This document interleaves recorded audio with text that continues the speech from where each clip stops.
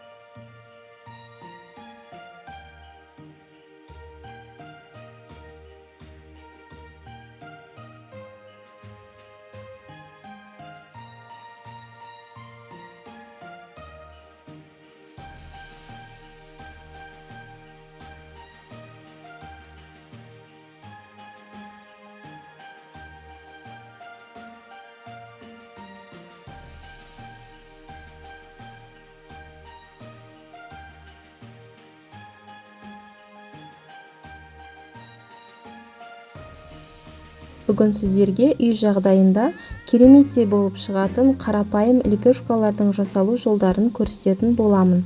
Видеоны соңына дейін көріп, менімен бірге болыңыздар. Құрамы мен мөлшерін описание бөлімінде қалдыратын боламын. Ол үшін бізге керегі ұн, су, сүт, сұйық май, ашытқы, тұз, құмшекер қажет болады. Ең алдымен ұнымызды електен өткізіп дайындап аламыз. Оның үстіне тұзымызды, құмшекер, ашытқымызды саламыз. Жылы суымыз бен сүтімізді құямыз. Және де ең соңында сұйық майымызды қосып, жақсылап қамырды илейміз. Бізде кішкене қаттылау қамыр шығады. Барлығын осылай жақсылап араластырып, ірітігін қалдырмай, шамамен 5 минуттай илейміз. Менің каналымнан шығатын соңғы видеоларды жіберіп алмас үшін каналыма тіркеліп, қоңыраушаны басуды ұмытпаңыздар.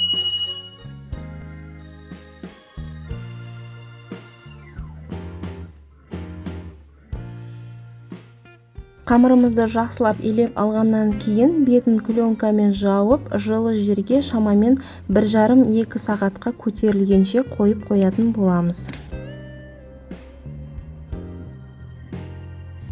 Шамамен 2 сағат өткеннен кейін қамырымыз осылайынан әдемі болып көтеріліп шықты. Енді осы қамырымызды алып, столдың үстіне жайып, бөліктерге бөліп аламыз. Менде 5 бөлік шықты. Осы 5 бөлікті әдемілеп күлшелеп аламыз да, бетін жауып 10 минутқа көтерілгенше қоямыз. Қамырымыз көтерілгенше табамызды дайындап, майлап, жақсылап күлшелерімізді қоямыз. Бетін басып, ішін шұңқырлап аламыз. Осылайынан ішін шұңқырлап, орталарын басып, бетін жауып 15 минутқа қоямыз. Міне 15 минут өтті шамамен. Енді осының бетін тағы да басып, күлшенің бетін осындай арнайы құралмен болса осылай бассаңыздар болады. Ондай жоқ болса, шанышқымен істеуге де болады. Бұл да бір әсемдік береді, әрі нанның қатты көтеріліп кетпеуіне себепші болады. Және де күлшенің бетіне жұмыртқаны жағып жіберсеңіздер, қызарып, әдемі болып піседі. Қалауыңызша мак, күнжіт себуіңізге болады. Мен күнжітті септім. Пешті алдын ала қыздырып қойдым. 200 градуста 15-20 минутта пісіп шығады. Нандарымыз көріп тұрғандай әдемі болып, қызарып, кереметтей болып пісіп шықты. Өзбек халқының лепешкаларынан еш кем түспейді. Сіздерге де пісіріп, жасап көруге кеңес беремін. Менің видео рецепттерім сіздерге ұнаған болса, пайдалы болса, арнама міндетті түрде тіркеліп, қоңыраушаны басуды ұмытпаңыздар. Назарларыңызға рахмет, сау болыңыздар. Бүгін сіздермен творожный пирогтың рецептімен бөлісетін боламын. Өте қарапайым, қолжетімді заттардан тұрады, және де бұны тапсырысқа жасасаңыздар да болады. Творожный пирогқа қажетті ингредиенттердің құрамын видеоның астында описание бөлімінде жазып қалдыратын боламын. Ең алдымен барлық ингредиенттерімізді таразымен өлшеп аламыз. Сонда пирогтарыңыз бір жасағаннан ақ әдемі, ойдағыдай болып шығады. Мінеки ұнымыз електен өткізіліп дайын тұр. Енді осының үстіне тоңазытқыштан шығарылған сары майды алып, үккіштен өткізетін боламыз. Сары майды ұнға аунатып отырып өткізіңіздер, сонда тез үгітілетін болады. Барлығын осылай үгітіп алғаннан кейін 2 алақанымызбен ұстап отырып, майда кәдімгі ұн қалпына келгенше крошка жасайтын боламыз. Менде ұн высший сорт, бірінші сорттық ұнда жарай береді. Енді осы майларыңыз қамырдың арасында түйір болып жүрмеуін қадағалаңыздар. Майды барынша толық ұн қалпына келгенше араластырып шығыңыздар. Мен араластыруға ыңғайлы болсын деп үлкенірек ыдысты алдым. Енді осыны қолымызбен жақсылап үгітеміз. Мінекей осындай әдемі шашылып тұратын крошка пайда болды бізде. Енді басқа ыдысымызға жұмыртқа мен құмшекерді араластырып аламыз. Құрметті достар, сіздер бұл құрамды бір есеге азайтып жасасаңыздар да болады. Диаметрі 24-22 формамен бір есеге азайтып жасасаңыздар да әдемі болып шығады.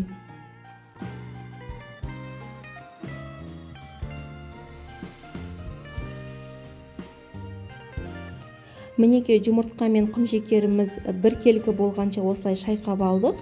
Енді жаңағы крошкамыздың үстіне разрыхлителімізді саламыз.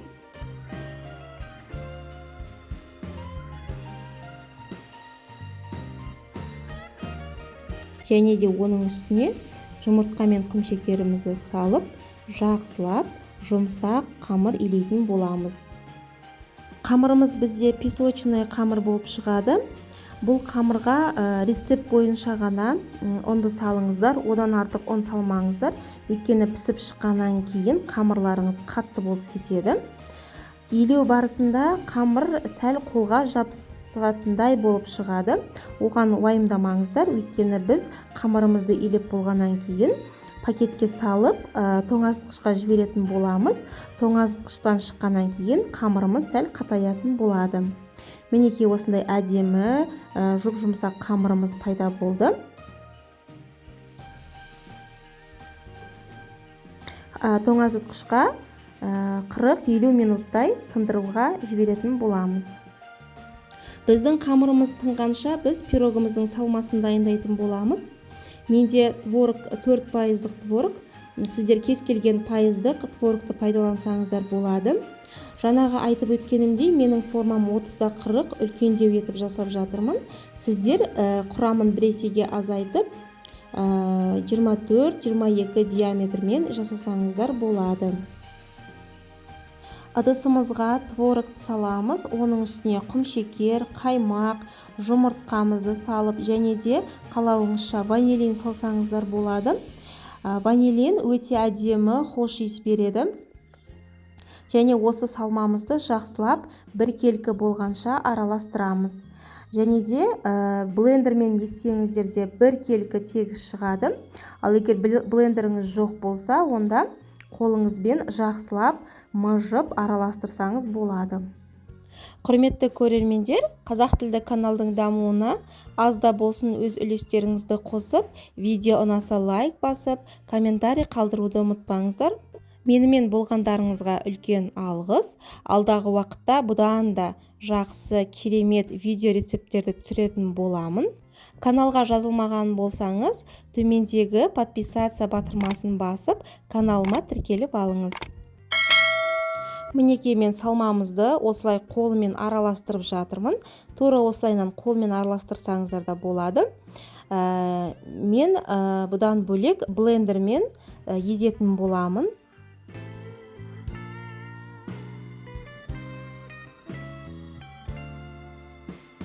Мінекей осындай біркелкі масса болып шығады бізде.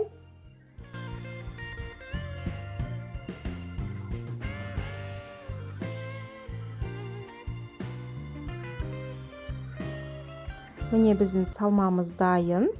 Енді біз формамызды дайындаймыз. Форма менде 30-40.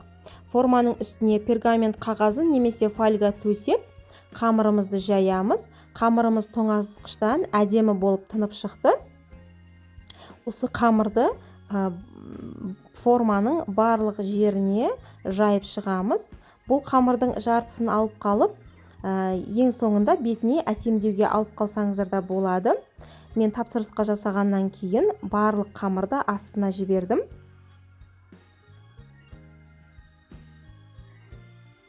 Мінекей осындай бір тегіс қылып жайып шықтым қамырды. Енді осы қамырдың үстіне салмамызды саламыз. Салманы да бір тегіс қылып жайып шығамыз. Осы аралықта біз пешімізді алдын ала қыздырып қоямыз. Творожный пирог 160 градуста пісіп шығады. 170-180 деген градус ол творожный пирог үшін өте көп градус. Өйткені бұл градуста сіздің творожный начинкаңыз жарылып кетеді. Сол үшін 160 градуста пісіріңіздер. Осылайнан салмамызды салып, барынша тегіс қылып жайып шығамыз. Алдын ала қыздырылған пеште 160 градуста 30-35 минутта пісіп шығады. Қалауыңызша пирогтың бетіне жидектерді салсаңыздар болады. Қатырылған күйін де, балғын түрін де салсаңыздар болады. Егер қатырылған түрін салатын болсаңыздар, кукурузды крахмалға аунатып алыңыздар, сонда суы шығып кетпейді. Мен ештеңе де салмадым, осылайда әдемі болып шығады.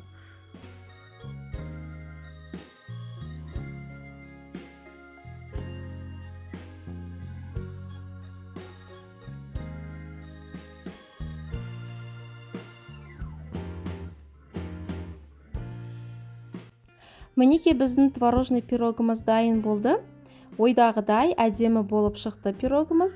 Бұл пирогты формадан суығаннан кейін ғана босатыңыздар, және де суығаннан кейін ғана кессеңіздер болады.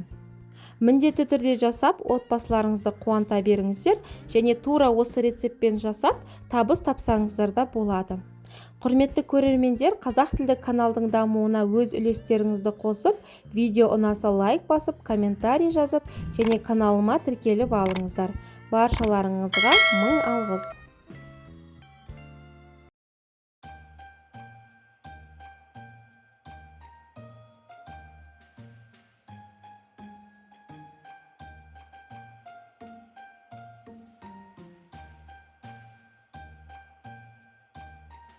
Бұл лимонадты спрайтсыз қарапайым жолмен дайындаймыз. Қазіргі уақытта хит болып жатқан мохито, манго, маракуйя лимонадтарын бірге дайындайтын боламыз. Менімен бірге видеоны соңына дейін көріңіздер. Ең бірінші біз цитрустарымызды дөңгелектеп турап аламыз. Мен лимон, апельсин, лайм және мята қосамын. Осы үшеуін дөңгелектеп турап аламын. 1 литр лимонадқа 2 апельсин, 2 лимон және 2 лайм салдым.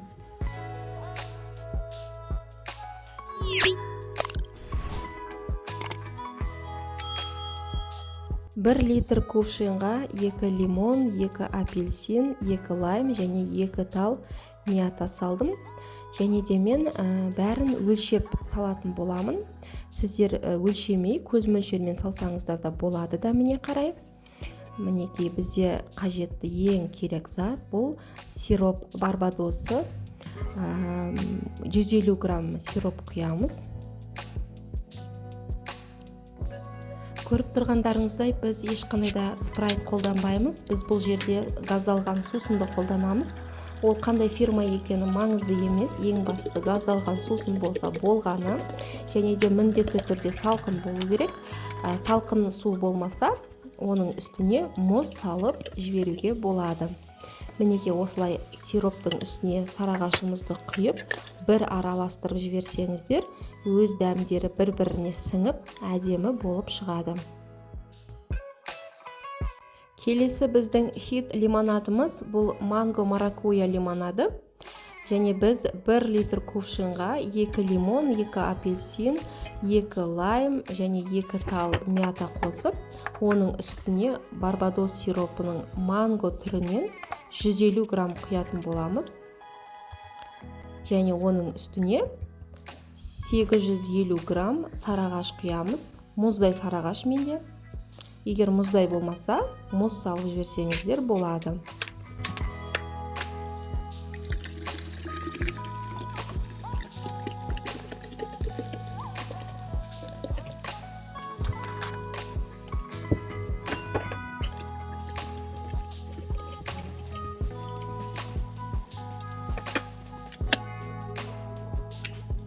Осымен біздің мохито және де манго лимонадтарымыз дайын. Өте керемет, жаздың нағыз ыстығында шөлді басатын, және де үйде қандай да бір той томалақ болсын, осылай жасап, холодильниктеріңізге салып қойсаңыздар, кез келген уақытта шығарып, дастарханға, қонақтарыңызға ұсына бересіздер. Сіздер де тура осылай жасап, отбасыларыңызды, балапандарыңызды қуанта беріңіздер, және де тура осылай жасап, табыс тапсаңыздар да болады.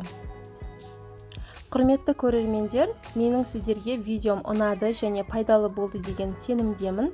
Егер де менің каналыма тіркелмеген жаңа көрермендерім болса, каналыма тіркеліп, лайк басып, комментарий жазып, және де менің соңғы шыққан видеоларымды ең алғаш көру үшін қоңырауша белгісін басып кетіңіздер.